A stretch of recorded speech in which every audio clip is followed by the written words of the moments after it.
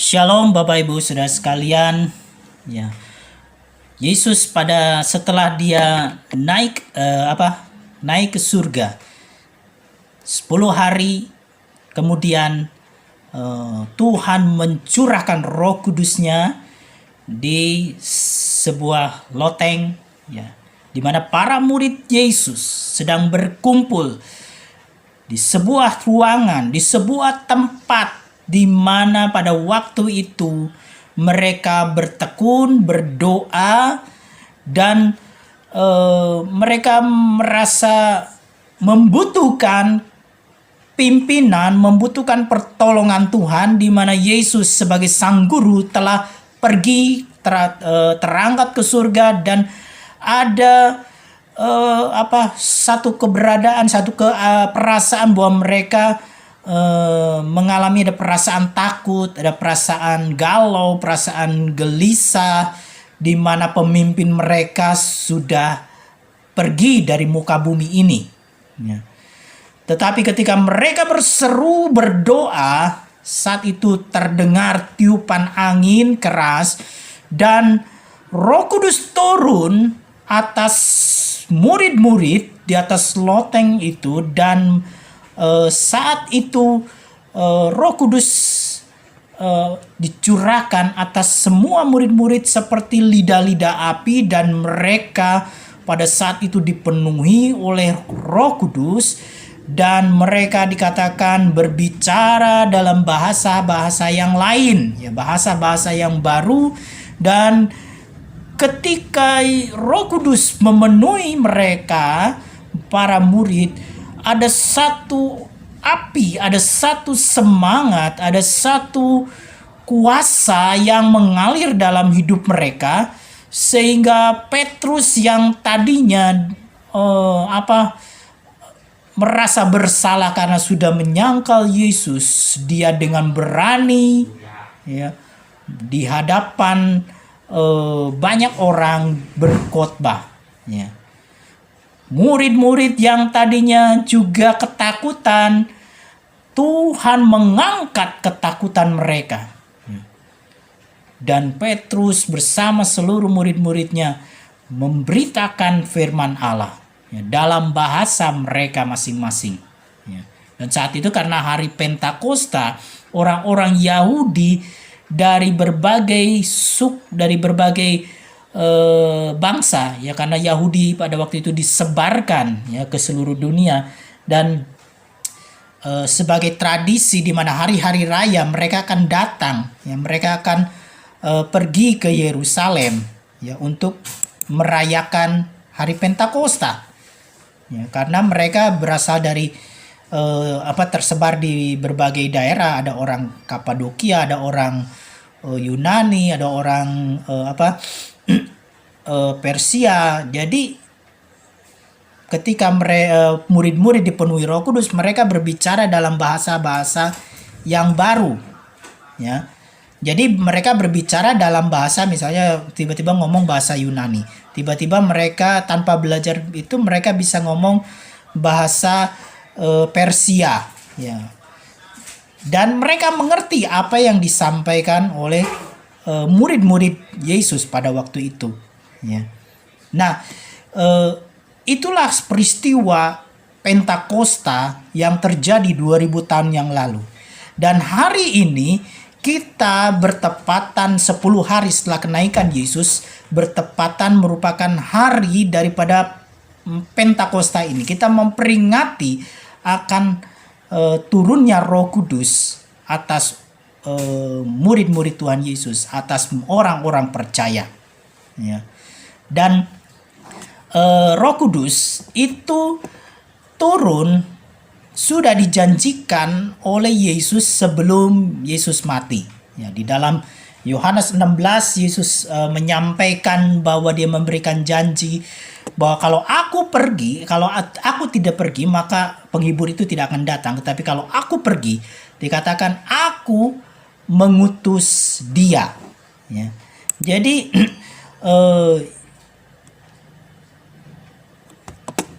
Yesus akan meminta, dikatakan, kepada Bapa untuk mengutus penghibur, ya, mengutus Roh Kudus kepada kita, ya, kepada orang percaya. Karena kata Yesus, aku pergi, ya, aku akan pergi kepada Bapa. Artinya Yesus secara fisik tidak akan bersama-sama dengan murid-murid. Yesus secara fisik tidak bersama-sama dengan kita, ya. Tetapi ketika hari Pentakosta, Yesus mengutus Roh Kudus untuk menyertai kita, ya. Artinya Allah Immanuel yang merupakan nama daripada Kristus, Immanuel, itu terus dilanjutkan. Yesus, Allah yang menyertai kita melalui karya daripada Roh Kudus. Di dalam kita akan melihat peran daripada Roh Kudus di dalam kehidupan orang percaya. Di dalam Roma pasal yang ke-8, Roma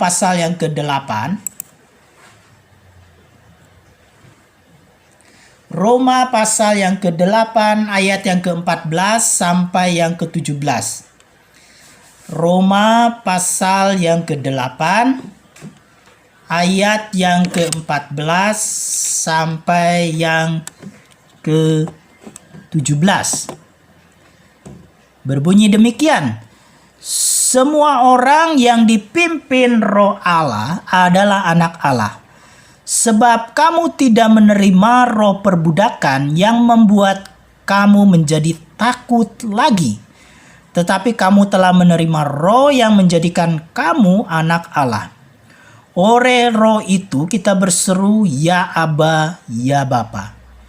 Roh itu bersaksi bersama-sama dengan roh kita bahwa kita adalah anak-anak Allah. Dan jika kita adalah anak, maka kita juga adalah ahli waris. Maksudnya orang-orang yang berhak menerima janji-janji Allah yang akan menerimanya bersama-sama dengan Kristus. Yaitu jika kita menderita bersama-sama dengan Dia, supaya kita juga dipermuliakan bersama-sama dengan Dia. Ya. Berbahagia orang yang membaca firman Tuhan, merenungkan, dan terlebih melakukan firman Allah. Ya. Dikatakan di sini bahwa Roh Kudus itu diberikan kepada kita. Ya. Roh Kudus diutus kepada Bapak, Ibu, Saudara, dan saya, di mana kita dilepaskan daripada roh perbudakan yang membuat kita tidak mengalami ketakutan lagi. Ya. Murid-murid Tuhan Yesus ketika Yesus sudah terangkat ke surga, ketakutan itu masih menghantui mereka. Ketakutan untuk ditangkap oleh orang-orang Yahudi karena dianggap pengikut Yesus, dan kemudian mereka takut dijebloskan ke penjara, bahkan mungkin dianiaya. Ada ketakutan, tetapi Tuhan memerintahkan kepada mereka untuk mereka berkumpul, berdoa, ya. Dan saat itu mereka menerima Roh Kudus di dalam hati mereka, ya. Nah, peran Roh Kudus di dalam kehidupan murid-murid Yesus dan juga di dalam kehidupan Bapak, Ibu, Saudara, dan saya. Ya, saya berdasarkan ayat ini ada 3 peran besar yang dikerjakan oleh Roh Kudus di dalam kehidupan kita. Yang pertama, Roh Kudus itu memimpin kita. Ya. Dikatakan semua orang yang dipimpin Roh Allah adalah anak Allah. Ya. Roh Kudus akan memimpin Bapak, Ibu, Saudara, dan saya. Memimpin kemana? Roh Kudus akan memimpin kita kepada seluruh kebenaran. Ya. Yesus adalah kebenaran itu. Yesus adalah jalan, kebenaran, dan kehidupan. Dan bagaimana supaya kita tetap ada di dalam jalur kebenaran, maka Roh Kudus yang akan menuntun, memimpin langkah hidup kita. Ya. Roh Kudus berperan menjadi leader, Ya. Kita tidak akan mampu berjalan di dalam kehidupan ini tanpa pemimpin. Kita tidak akan mampu berjalan di dalam kegelapan di dunia ini tanpa seorang leader, tanpa seorang pemimpin. Murid-murid Tuhan Yesus galau ketika guru mereka, rabi mereka, pemimpin mereka itu sudah tidak ada di muka bumi ini. Mereka bingung apa yang harus dilakukan. Ya. Tapi ketika Yesus mengutus Roh Kudus, maka Roh Kudus menggantikan peran Yesus, yaitu memimpin murid-muridnya. Dan Roh Kudus juga yang memberikan peran bagi kita semua akan memimpin kita. Ya. Memimpin orang-orang percaya untuk berjalan di dalam kebenaran. Lalu yang kedua, di dalam peran memimpin, Roh Kudus akan memberikan hikmat dan wahyu. Ya, di dalam Efesus bahwa Allah tidak memberikan kepada kita roh ketakutan. Ya, Tuhan mengangkat roh ketakutan, tetapi Dia akan memberikan roh hikmat dan wahyu. Ya. Kita untuk memahami kebenaran, ya, untuk memahami firman Allah, maka dibutuhkan hikmat, dibutuhkan wahyu daripada Roh Kudus. Ya. Ketika kita membaca firman Allah, bukan semua orang Kristen harus sekolah Alkitab untuk bisa memahami firman Allah. Ya. Memang kalau yang sekolah Alkitab ada bisa memperdalam lebih lagi ya tentang latar belakang Alkitab. Tetapi setiap orang percaya boleh membaca Alkitab, dan untuk memahaminya ada Roh Kudus yang akan menerangkan, yang akan menjelaskan secara sederhana maksud daripada ayat firman Allah bagi kehidupan kita. Ya, Dia akan memberikan hikmat, Dia akan memberikan pewahyuan untuk mengerti firman Tuhan. Ya, ada Roh Kudus yang menerangi pikiran kita. Ada Roh Kudus yang akan mencerahkan pemahaman kita akan firman Tuhan. Lalu peran Roh Kudus di dalam memimpin, Roh Kudus akan menuntun langkah hidup kita supaya serupa dengan Kristus. Ya. Di mana Roh Kudus akan menuntun kita kepada kepenuhan Allah dikatakan. Ya. Supaya kita serupa dan segambar dengan Kristus. Karena tujuan kita menjadi percaya kepada Yesus Kristus, tujuan kita dipulihkan daripada dosa-dosa kita adalah untuk kembali serupa dengan gambaran anaknya. Kristus menjadi teladan, Kristus menjadi gambar, Kristus menjadi fokus untuk kita hidup meneladani apa yang menjadi karakter Kristus.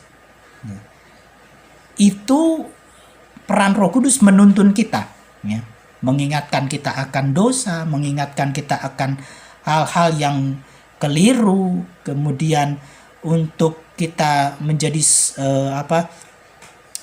serupa dan segambar dengan Kristus, tidak serupa dengan dunia ini. Itu Roh Kudus yang akan menuntun kita. Ya, ketika kita melakukan kesalahan, Roh Kudus yang akan mengingatkan kita. Ya. Roh Kudus yang akan menyadarkan kita. Lalu di dalam peran memimpin, Roh Kudus juga akan menolong kita di dalam berdoa. Ya, di dalam Roma 8 ayat yang ke 26 kalau nggak salah ya, bahwa Roh itu akan membantu kita dalam kelemahan-kelemahan kita, ya, untuk berdoa. Kita tidak bisa berdoa dengan benar, ya. Ada keterbatasan dalam pikiran kita, ada keterbatasan di dalam otak kita yang tidak bisa dijangkau dengan pikiran kita, ya. Tetapi Roh Kudus akan membantu kita. Apa yang kita doakan supaya sesuai dengan kehendak Tuhan. Roh Kudus akan menuntun langkah hidup kita. Yang kedua, peran daripada Roh Kudus adalah memeteraikan. Ya. Meterai adalah sebuah pengesahan secara hukum. Ya. Meterai atau cap, ya, itu sama. Kalau sebuah surat kita menulis sebuah surat, kemudian surat itu diberikan dibubuhi meterai atau dibubuhi juga cap, ya, selain ada orang yang berotoritas menandatangani surat itu, dan untuk surat itu menjadi sah secara hukum, kuat secara hukum, maka diberikan meterai atau diberikan juga cap, ya. Itu adalah pengesahan, pengukuhan, sehingga surat itu berlaku sah secara hukum dan mengikat, ya. Kalau misalnya suatu lembaga, ya, kemarin Freddy meminta kepada saya sebuah surat, ya, untuk anaknya, untuk sekolah, ya. Nah, ketika surat itu ditulis, maka karena ini berhubungan dengan lembaga, maka surat itu ketika saya sudah menandatangani harus dibubuhi oleh cap, ya. Itu menunjukkan legal atau kekuatan mengikat yang lebih kuat, gitu kan, ya, sehingga sulit untuk dipalsukan, gitu kan. Nah, itu memiliki kekuatan hukum. Nah, kalau misalnya ditambahin meterai, itu lebih kekuatan hukumnya istilahnya lebih luas, ya, karena meterai itu punya negara, jadi kekuatan hukumnya lebih luas. Kalau cap saja berarti kan kekuatan hukumnya hanya sebatas lembaga gereja lokal tersebut. Nah, ketika ditambahi dengan meterai, maka kekuatan hukumnya menjadi lebih luas, itu mengikat secara hukum secara menyeluruh se-Indonesia, ya. Nah, artinya apa? Ketika kita menjadi anak Allah, ya, ketika kita menjadi percaya kepada Yesus, kita mengaku Yesus sebagai Tuhan, kita mengakui Yesus Kristus sebagai juru selamat kita, maka untuk mengesahkan bahwa kita betul-betul adalah anak Allah, perlu meterai itu, ya. Perlu pengesahan secara hukum ilahi, yaitu Roh Kudus yang tinggal di dalam diri kita. Roh Kudus turun atas kehidupan kita. Itulah meterai bahwa betul-betul kita anak Allah. Kita bukan anak-anak Allah yang palsu, ya. Ada meterai Roh Kudus. Kalau di dalam Kisah Rasul ada contoh anak-anak Skewa, ya. Anak-anak Skewa ini adalah anak-anak yang Skewa ini seorang, kalau dibilang seorang dukun lah, paranormal, ya. Dia punya pekerjaan sebagai paranormal. Nah, ketika Paulus yang melakukan pelayanannya mengusir setan-setan, anak-anak Skewa ini melihat, wih, hebat bener ya Paulus ini, luar biasa, dia bisa mengusir setan-setan hanya dengan nama Yesus. Setan-setan keluar. Dan saat itu anak-anak Skewa ini datang kepada Paulus. Dia berkata, Paulus, beli dong ilmumu, ya. Kami mau beli ilmumu. Dan Paulus sempat marah dengan mereka, ya, bahwa ini bukan ilmu, ya. Ini bukan ilmu. Kamu harus percaya kepada Yesus. Nah, anak Skewa ini tidak mau, ya, percaya kepada Yesus. Lalu mereka hanya melihat apa yang dilakukan Paulus. Oh, mereka ngusir setan itu pakai nama Yesus. Lalu dicobalah oleh anak-anak Skewa ini ketika ada orang kerasukan. Ya, ada orang yang kerasukan, dia mengusir setan itu dengan pakai nama Yesus. Ya. Ketika mereka mengusir setan pakai nama Yesus, setannya justru balik menyerang mereka. Jadi katakan, Paulus aku kenal. Ya, si setan itu ngomong ya lewat orang yang kerasukan itu. Paulus aku kenal. Tapi kamu siapa? Ya. Akhirnya mereka dikejar, anak Skewa ini dikejar, di bajunya dicabik-cabik dan mereka tunggang langgang ya. Mereka disiksa oleh orang yang kerasukan itu. Ya. Nah, anak-anak Skewa ini adalah anak-anak yang mencoba menyatakan dirinya sebagai anak Allah. Ya, pakai nama Yesus tapi palsu. Ya. Tidak ada meterai Roh Kudus di dalam hidupnya. Tidak ada meterai daripada Yesus. Sehingga iblis tahu mana yang ada meterai, mana yang tidak ada meterai. Ya. Ketika ada meterai, iblis takut. Iblis menyingkir. Dia tahu Paulus ada meterai Roh Kudus. Ya. Tapi anak-anak Skewa adalah anak-anak palsu, anak-anak pala palsu yang tidak ada meterai Roh Kudus di dalam hatinya. Ya. Saya mencoba menceritakan kembali ya, yang pernah saya ceritakan ketika kami pelayanan di Jawa Timur, ya, mengontrak di sebuah rumah yang kami tidak tahu ternyata di situ ada yang punyanya itu memelihara tuyul. Ya, memelihara tuyul genderuwo, ya.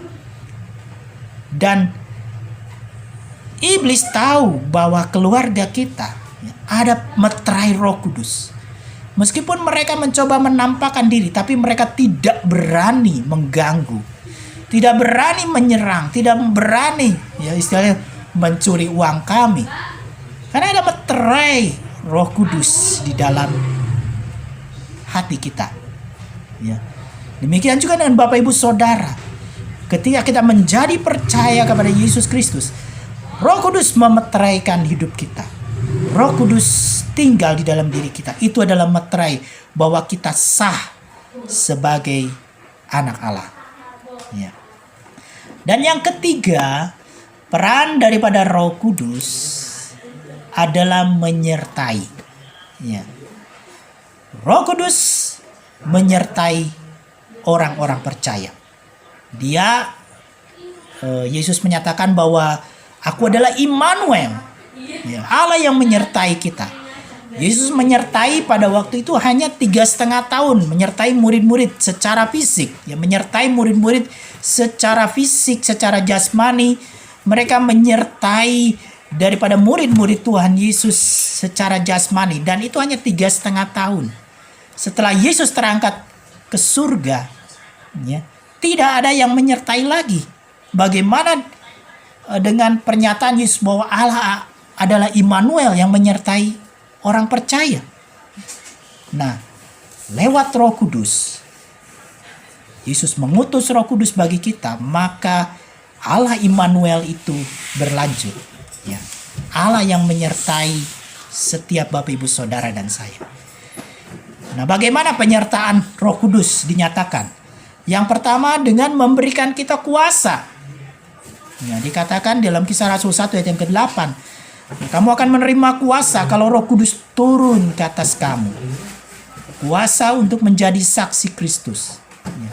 Tuhan memberikan kita kuasa, artinya mengangkat segala ketakutan, mengangkat segala kegelisahan. Ya. Memberikan kita kekuatan, keberanian, ya, di mana Roh Kudus itu memampukan kita untuk kita berani berkata-kata, berani bersaksi, berani menyatakan iman kita kepada orang lain. Ya. Lalu Roh Kudus dalam penyertaannya juga dia berdiam di dalam orang percaya. Kalau di dalam perjanjian lama Roh Kudus ada, peran Roh Kudus ada, Tetapi peran Roh Kudus bukan berdiam di dalam hati kita, tetapi Roh Kudus itu hinggap. Ya, kalau di dalam Perjanjian Lama seperti yang terjadi dengan Saul, ya ketika Saul berkumpul dengan golongan nabi, ya dia dipenuhi Roh Kudus, ya seperti golongan nabi dikatakan, dan Roh Kudus itu hinggap. Ya, ketika Saul menyimpang daripada Tuhan, ya, maka Roh Kudus itu meninggalkan dia. Ya, dikatakan meninggalkan dia. Nah, tetapi pada zaman Perjanjian Baru, Roh Kudus itu berdiam di dalam dalam hidup Bapak Ibu Saudara dan saya. Ya. Roh Kudus akan meninggalkan kita ketika kita menghujat Roh Kudus. Ya, dikatakan tidak ada pengampunan bagi orang yang menghujat Roh Kudus. Ya, Roh Kudus berduka ketika kita melakukan kesalahan, melakukan dosa. Ya. Dan ketika kita murtad, meninggalkan Kristus, maka Roh Kudus yang diam dari diri kita, dia akan meninggalkan hidup kita. Lalu peran Roh Kudus dalam penyertaan Tuhan, menyertai kita, yaitu menghibur dan menolong orang percaya. Ya, dikatakan kalau Roh Kudus itu turun, dia akan menjadi sebagai penghibur. Dia akan menolong, ya, orang percaya. Ya, peran ketika kita dalam kesusahan, dalam kedukaan, dalam kesedihan, dia akan menghiburkan kita. Ketika kita ada dalam bahaya, ketika kita ada dalam situasi terjepit, dia akan menolong kita. Lalu penyertaan Roh Kudus juga, dia akan memberikan karunia Roh Kudus. Ada 9 karunia Roh Kudus yang diberikan kepada orang percaya untuk memperlengkapi gereja Tuhan. Ya. Ada karunia mujizat, karunia hikmat, karunia bahasa roh, karunia menafsirkan bahasa roh, karunia iman. Ya. Ada 9 karunia yang diberikan untuk memperlengkapi orang percaya. Ya. Dan itulah peran daripada Roh Kudus di dalam peran menyertai orang percaya. Nah, Bapak Ibu Saudara, itulah peran Roh Kudus ketika Roh Kudus dicurahkan. Roh Kudus menyertai setiap langkah hidup kita. Jadi jangan pernah kita mengalami takut, jangan pernah kita mengalami gelisah, karena Yesus tidak pernah meninggalkan kita. Allah Immanuel itu selalu beserta dengan kita lewat penyertaan Roh Kudus. Lewat anugerah, lewat kasih karunia-Nya, dia mengutus Roh Kudus bagi Bapak Ibu Saudara dan saya. Biarlah di hari Pentakosta ini, karya Roh Kudus boleh semakin nyata, semakin kita merasakan akan kasih kuasa-Nya di dalam kehidupan kita, untuk kita menjadi anak-anak Allah, untuk kita juga menjadi saksi-saksi Kristus. Bahkan dikatakan di dalam Roma 8 tadi, menjadi ahli waris yang akan membawa kita untuk kita dipermuliakan oleh Bapa kita. Ya. Biarlah firman Tuhan ini boleh memberikan kekuatan, semangat kita untuk tetap bangkit, ya, karena Roh Kudus dicurahkan bagi kita semua, memeteraikan kita menjadi anak Allah. Dikatakan, sebab apa yang telah aku teruskan kepadamu telah aku terima dari Tuhan, yaitu bahwa Tuhan Yesus pada malam waktu ia diserahkan mengambil roti, dan sesudah itu ia mengucap syukur atasnya. Ia memecah-mecahkannya dan berkata, inilah tubuhku yang diserahkan bagi kamu. Perbuatlah ini menjadi peringatan akan aku. Mari Bapak Saudara yang percaya bahwa ini adalah tubuh Kristus, mari kita akan makan bersama-sama di dalam nama Tuhan Yesus Kristus. Mari kita angkat cawan sebagai lambang daripada darah Yesus Kristus yang sudah dicurahkan bagi kita. Firman Tuhan berkata, demikian juga ia mengambil cawan sesudah makan, lalu berkata, cawan inilah perjanjian baru yang dimeteraikan oleh darahku. Perbuatlah ini setiap kali kamu meminumnya, menjadi peringatan akan aku. Sebab setiap kali kamu makan roti ini dan minum cawan ini, kamu memberitakan kematian Tuhan sampai ia datang. Mari kita akan minum bersama-sama di dalam nama Tuhan Yesus Kristus. Mari Bapak Ibu Saudara, kita mau akhiri ibadah pada siang hari ini. Mari kita semua angkat tangan kita. Terimalah berkat dari Allah Bapa, cinta kasih daripada Tuhan Yesus Kristus, serta persekutuan dengan Roh-Nya yang kudus akan menyertai kita mulai hari ini sampai Tuhan Yesus datang kembali. Terimalah berkat ini di dalam nama Tuhan Yesus Kristus. Kami berdoa. Amin.